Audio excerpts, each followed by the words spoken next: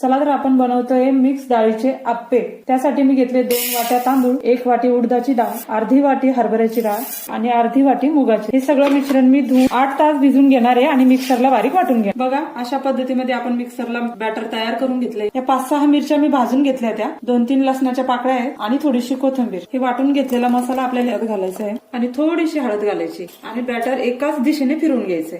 यात आपल्याला कुठल्याच प्रकारचा सोडा वापरायचा नाहीये, कारण डाळी असल्यामुळे त्याची आपोआपच जाळी येणार आहे आपल्याला।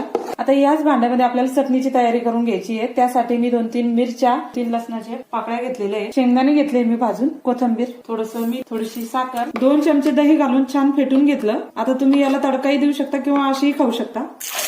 तर हे आप्पे पात्र आपण गरम करून घेतलंय, त्यात थोडं थोडं तेल घालून घेऊ, तर बॅटर घालून घेऊ।